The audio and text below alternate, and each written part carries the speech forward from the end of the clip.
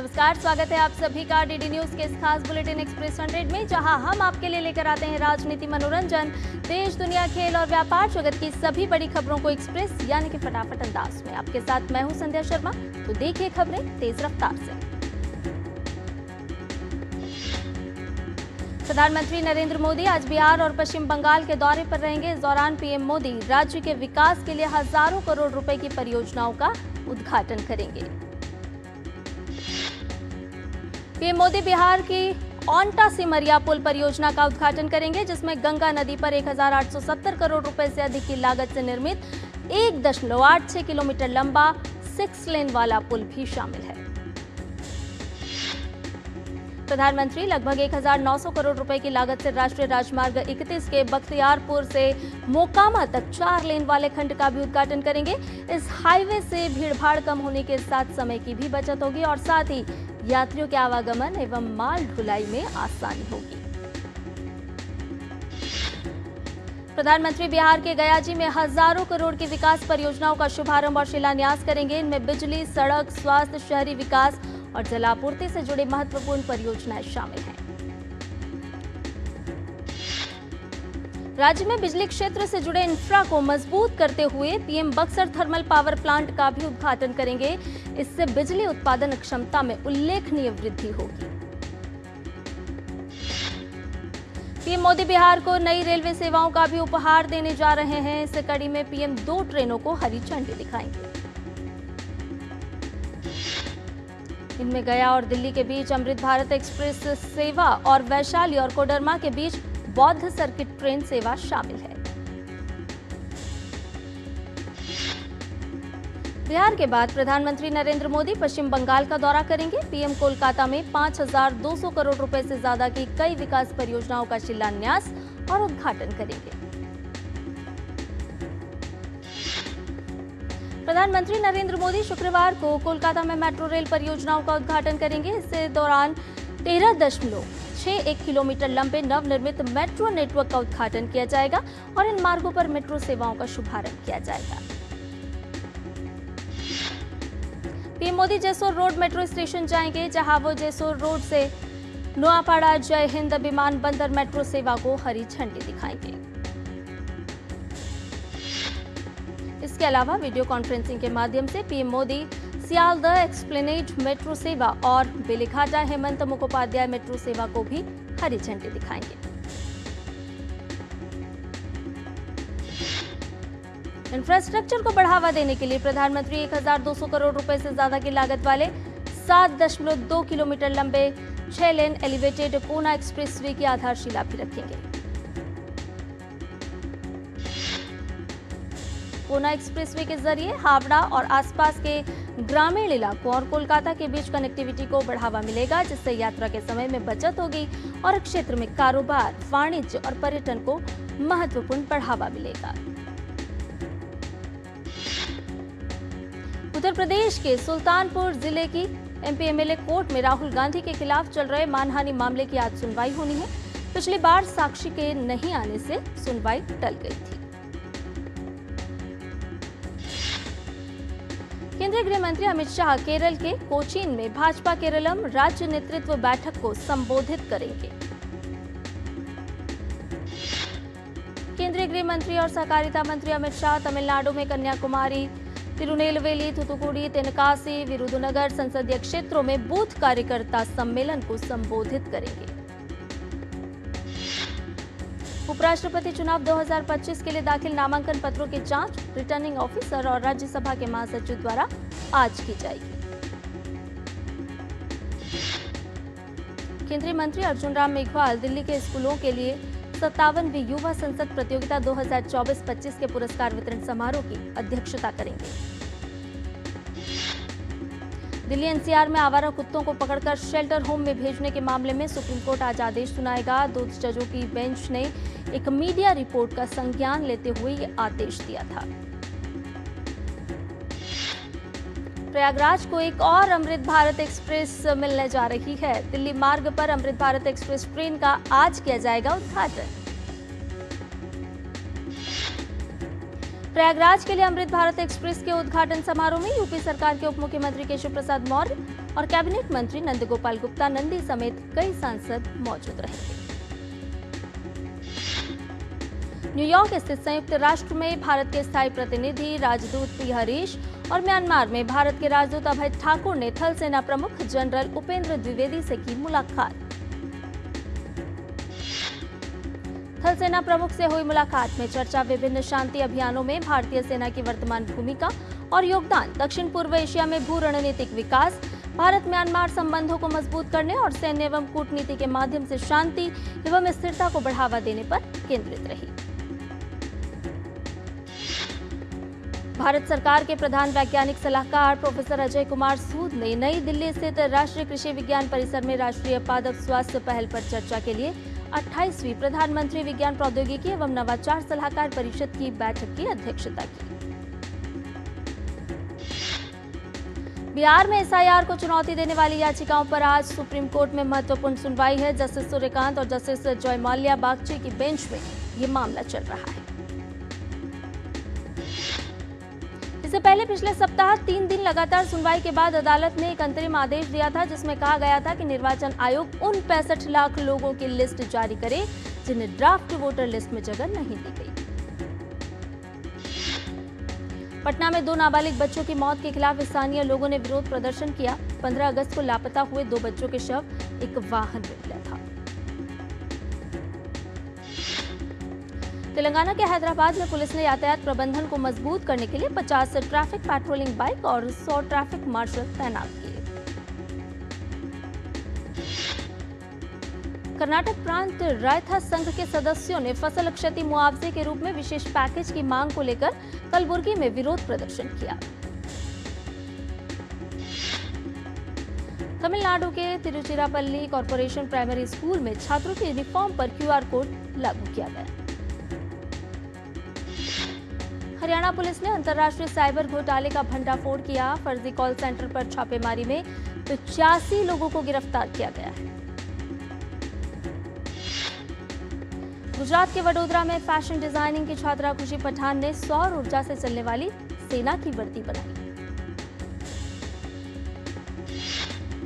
जम्मू कश्मीर के रामबन में डिजिटल पहुंच बढ़ाने के लिए चंद्रकोट में पहले कॉमन सर्विस सेंटर का उद्घाटन किया गया। जम्मू कश्मीर में गवर्नमेंट मेडिकल कॉलेज राजौरी और राष्ट्रीय स्वास्थ्य मिशन जम्मू कश्मीर ने मिलकर स्वास्थ्य सेवा कर्मचारियों के लिए व्यावसायिक विकास कार्यक्रम का किया आयोजन। उत्तर प्रदेश के झांसी में पुलिस और हत्या के आरोपी के बीच मुठभेड़ हुई। इनमें आरोपी के पैर में गोली लगने से वो घायल हो गया। गोवा के मुख्यमंत्री प्रमोद सावंत ने विश्व उद्यमिता दिवस कार्यक्रम में लिया भाग। हरियाणा के मुख्यमंत्री नायब सिंह सैनी ने विश्व उद्यमिता दिवस के राज्य स्तरीय समारोह में भाग लिया। कलकत्ता के मुख्य न्यायाधीश कलकत्ता उच्च न्यायालय के न्यायमूर्ति जीएस शिवगनम ने सिटी सिविल कोर्ट की 7वीं मंजिल पर वाणिज्यिक न्यायालय का उद्घाटन किया। केंद्रीय कृषि एवं किसान कल्याण मंत्री शिवराज सिंह चौहान ने कृषि एवं किसान कल्याण मंत्रालय के कर्मचारियों के साथ बातचीत की। सिक्किम के मुख्यमंत्री प्रेम सिंह तमांग ने एम्बुलेंस सेवाओं का विस्तार करते हुए 9 नई एम्बुलेंस को हरी झंडी दिखाई।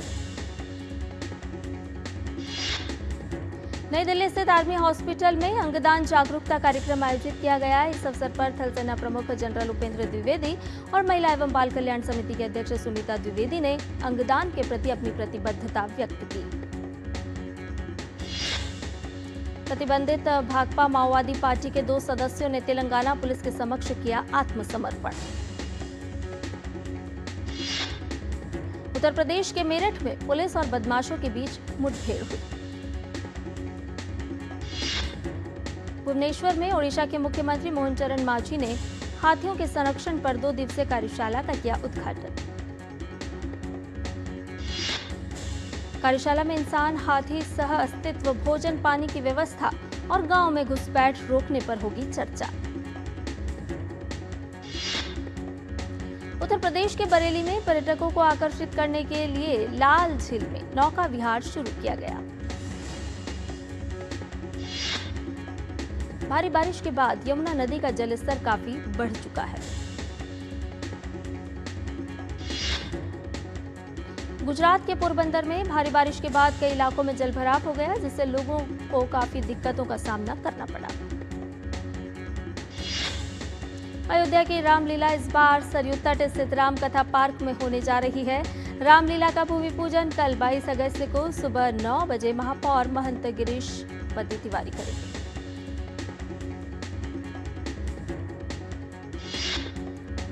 इस बार अयोध्या की रामलीला में परशुराम का रोल बॉलीवुड के दिग्गज कलाकार पुनीत सर करने जा रहे हैं, जिसमें पुनीत सर परशुराम का रोल करेंगे।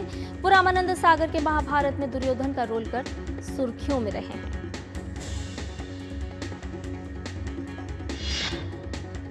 बुलेटिन में फिलहाल रुकने एक छोटे से ब्रेक के लिए जल्द हाजिर होंगे।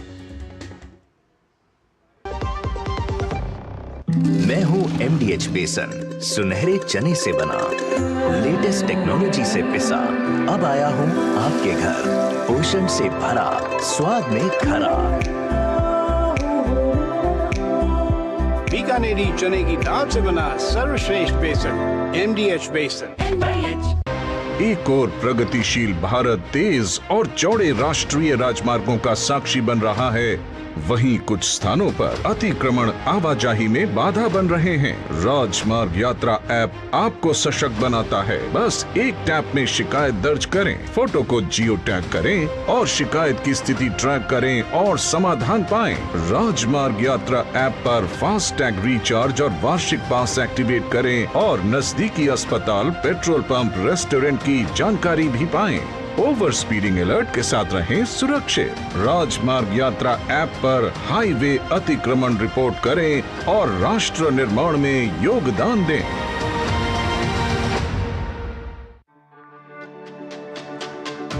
मेरी पसंद, मेरी पसंद,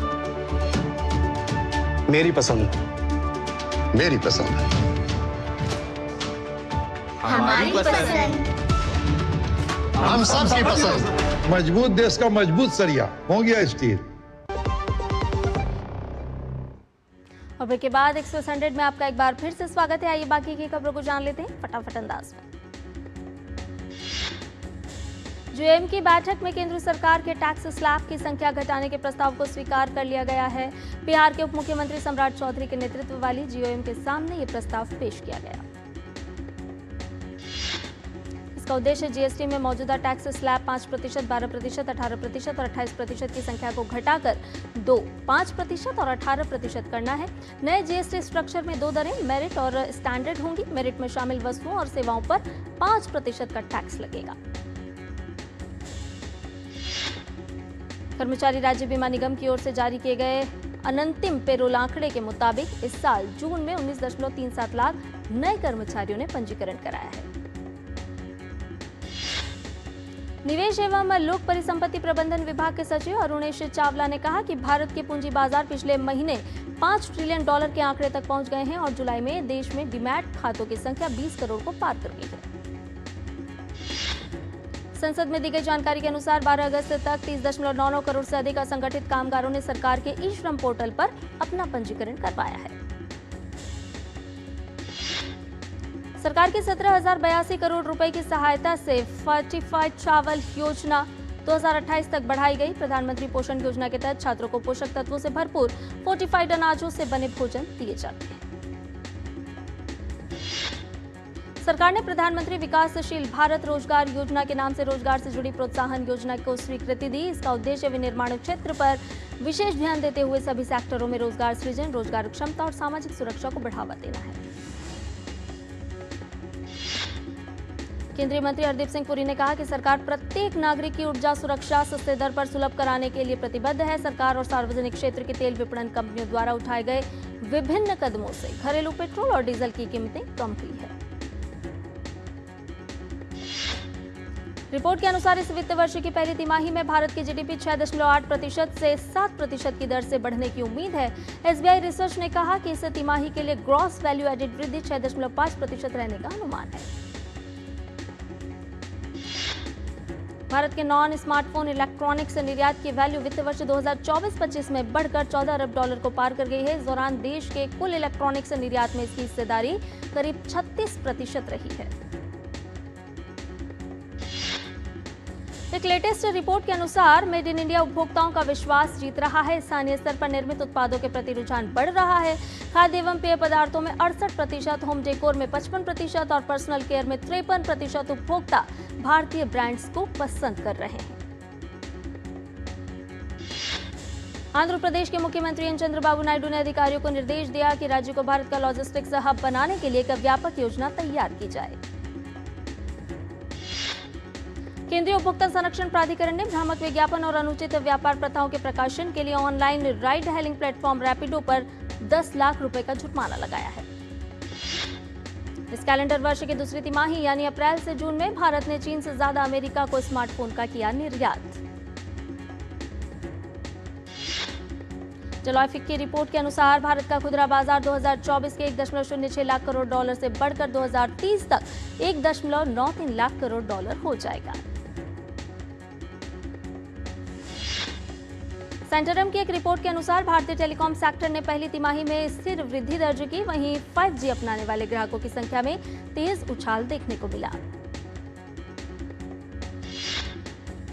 ऑनलाइन गेमिंग मंच झूपी ने अपने भुगतान आधारित गेम बंद करने का लिया है फैसला। ये फैसला हाल ही में संसद से पास हुए ऑनलाइन गेमिंग विधेयक 2025 को ध्यान में रखते हुए लिया गया है।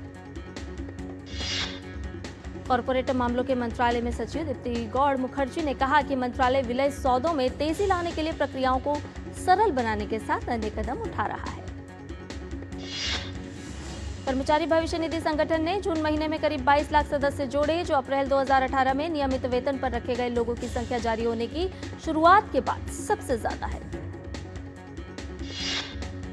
केंद्रीय औषधि मानक नियंत्रण संगठन की नियमित निगरानी गतिविधि के तहत जुलाई 2025 में खराब गुणवत्ता और नकली दवाओं की सूची जारी की गई है। इस दौरान 46 दवाओं और राज्य औषधि परीक्षण प्रयोगशालाओं ने 97 दवा के नमूनों को गुणवत्ता मानकों के अनुरूप नहीं पाया।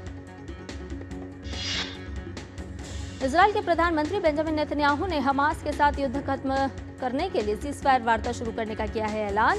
साथ ही गाजा में सभी बंधकों की रिहाई सुनिश्चित करने की भी घोषणा की है।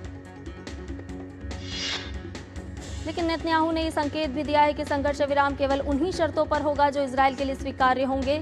ये नेतन्याहू की मिस्र और कतर द्वारा प्रस्तावित अस्थायी संघर्ष विराम पर पहली प्रतिक्रिया है, जिसे हमास ने स्वीकार कर लिया था।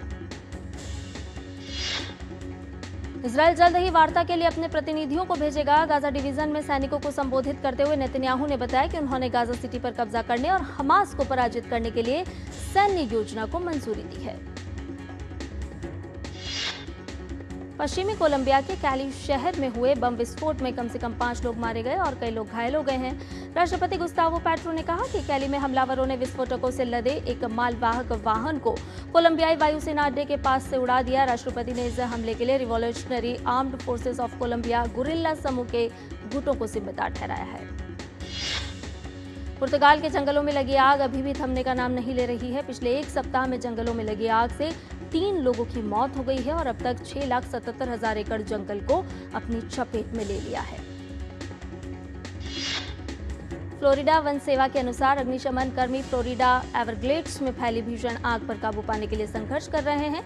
फ्लोरिडा के ब्रोवार्ड काउंटी में 42,000 एकड़ से ज्यादा क्षेत्र में फैल चुकी है। तूफान एरिन के अटलांटिक में उत्तर की ओर बढ़ने के कारण अमेरिका के पूर्वी तट पर खतरनाक लहरें, तीव्र धाराएं और तूफानी लहरें उठी। विशेषज्ञों ने उत्तरी कैरोलिन के आउटर बैंक्स और अन्य तटीय क्षेत्रों के पास उष्णकटिबंधीय तूफान की स्थिति और बढ़े हुए खतरों की चेतावनी दी है। पाकिस्तान के कराची में एक पटाखा कारखाने में हुए धमाके में कम से कम 34 लोगों के घायल होने की सूचना है। यह धमाका इतना तेज था कि पड़ोस में मौजूद दुकानों के शीशे टूट गए और इसके बाद कई छोटे धमाके भी हुए। तुर्की के दक्षिण पश्चिमी प्रांत मुगला में लगी आग पर काबू पाने के प्रयास में हेलीकॉप्टर से पानी गिराया गया। आग पर काबू पाने के लिए 7 हेलीकॉप्टर, 6 विमान और 38 दमकल गाड़ियां तैनात। कैलिफोर्निया के जंगल में लगी आग 554 एकड़ के क्षेत्र तक फैल गई। जगह खाली करने की चेतावनियां जारी कर दी गई हैं। जिसके पास पालतू जानवर या मवेशी हैं, उनसे तुरंत वहां से जाने का आग्रह भी किया गया है। स्पेन के ओरेंसे प्रांत में लगी आग के बाद जमीन और घर जल गए हैं। इस साल अब तक स्पेन में कई हजार हेक्टेयर क्षेत्र जल चुका है। गिनी की राजधानी कोनाक्री के पास हुए भूस्खलन में कम से कम 11 लोगों की मौत हो गई और 10 अन्य लोग घायल हो गए हैं। बचावकर्मी जीवित बचे लोगों और अन्य पीड़ितों की तलाश में जुटे हुए हैं।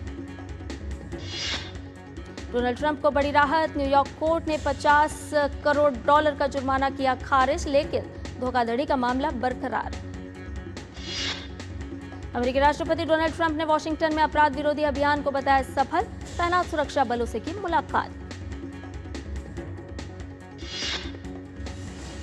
अमेरिका ने नाइजीरिया को $346 मिलियन के हथियारों की बिक्री को दी मंजूरी। सौदे में बम, रॉकेट और अन्य आयुध शामिल। कजाकिस्तान में चल रही एशियन शूटिंग चैंपियनशिप में भारतीय निशानेबाजों का दमदार प्रदर्शन लगातार है जारी। गुरुवार को 10 metre air rifle men's team event में भारत ने जीता स्वर्ण पदक। भारतीय निशानेबाज मानसी रघुवंशी ने बृहस्पतिवार को एशियाई निशानेबाजी चैंपियनशिप की महिला जूनियर स्केट स्पर्धा में स्वर्ण पदक अपने नाम किया। जूनियर पुरुष स्केट फाइनल में भारत के हरमेहर सिंह लाली ने 53 अंक से रजत पदक जीता, जबकि ज्योतिरादित्य सिंह सिसोदिया ने 43 अंक से कांस्य पदक प्राप्त किया। श्रीनगर में खेलो इंडिया वाटर स्पोर्ट्स फेस्टिवल 2025 का हुआ आगाज। केंद्रीय खेल मंत्री मनसुख मांडविया ने वाटर स्पोर्ट्स फेस्टिवल का किया शुभारंभ। केंद्रीय युवा मामले एवं खेल राज्य मंत्री रक्षा निखिल खड़से ने कहा कि जम्मू कश्मीर को वाटर स्पोर्ट्स कैपिटल बनाया जाएगा। खेलो इंडिया वाटर स्पोर्ट्स फेस्टिवल 23 अगस्त तक चलेगा। अजय सिंह फिर बॉक्सिंग फेडरेशन ऑफ इंडिया के अध्यक्ष चुने गए हैं। वो लगातार तीसरी बार इस पद पर विराजमान हुए हैं। हॉकी इंडिया ने आगामी महिला हॉकी एशिया कप के लिए टीम का ऐलान कर दिया है। सलीमा टेटे टीम की कप्तान होगी। खेल मंत्रालय ने किसी भी खेल में भारत बनाम पाकिस्तान मैचों पर अपना रुख किया है स्पष्ट। किसी भी द्विपक्षीय सीरीज पाकिस्तान के साथ नहीं खेलेगा भारत, लेकिन मल्टीलैटरल और अंतर्राष्ट्रीय इवेंट में पाकिस्तान के साथ खेलने से टीम इंडिया को नहीं रोका जाएगा। टीम इंडिया के स्टार ऑलराउंडर शार्दुल ठाकुर मुंबई को रणजी ट्रॉफी में लीड करेंगे। शार्दुल को टीम का कप्तान बनाया गया है। अजिंक्य रहाणे ने कप्तानी छोड़ दी है। बाएं हाथ की स्पिनर गौहर सुल्ताना ने क्रिकेट सभी प्रारूपों से संन्यास का ऐलान कर दिया। 2008 में डेब्यू करने वाली सुल्ताना ने भारत के लिए अंतिम बार अप्रैल 2014 में खेला था। ऑस्ट्रेलिया और दक्षिण अफ्रीका के बीच 3 मैच की वनडे सीरीज का दूसरा मुकाबला आज। दक्षिण अफ्रीका को हासिल है सीरीज में 1-0 की बढ़त। अगले महीने शुरू होने वाले महिला वनडे विश्व कप के लिए इंग्लैंड के दल में हीथर नाइट को जगह मिली है। उनके टूर्नामेंट के लिए फिट होने की उम्मीद है। 134वें डुरंड कप का फाइनल शनिवार को होगा आयोजित। फाइनल में डायमंड हार्बर एफसी का सामना गत चैंपियन नॉर्थ ईस्ट यूनाइटेड से होगा। इतालवी जोड़ी रानी वावसोरी ने जीता यूएस ओपन मिक्स्ड डबल्स का खिताब। फाइनल में इगा स्वांतेक और कैस्पर रूड की जोड़ी को हराया। साल के चौथे ग्रैंड स्लैम यूएस ओपन का ड्रॉ आया सामने। कार्लोस अल्कराज और नोवाक जोकोविच एक ही ऑफ में।